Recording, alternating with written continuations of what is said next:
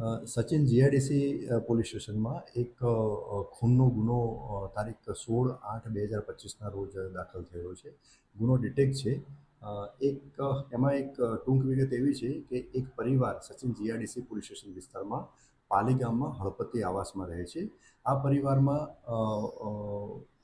પતિ, પત્ની અને એમના 3 સંતાનો છે. એમાં જે પતિ જે છે એમનું ખૂન થયેલું છે અને એ જે મરણ જનાર ભોગ બનનાર એનું કોઈક અન્ય સ્ત્રી સાથે આડા સંબંધો છે એવું વહેમ એમના પત્ની અને એમના બાળકને હતો. આ જ કારણે અગાઉ 2 થી 3 વખત ઝઘડા પણ થયેલા હતા અને બે એક મહિના પહેલાં એમના પત્ની અને એમના બાળક એ પિયર પણ રહેવા ગયેલા હતા.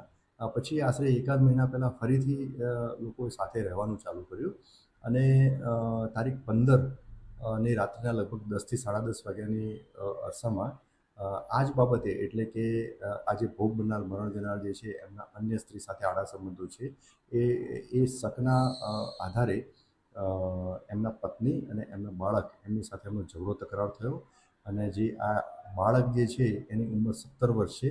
એણે ઘરમાંથી છરી લાવી અને એના પિતાનું છાતીના ભાગે છરીના ઘા કરી અને ગંભીર ઇજાઓ પહોંચાડેલી હતી અને એમનું સારવાર દરમિયાન મોત થયેલું છે. એટલે આ બાબતે ગુનો દાખલ થયેલ છે.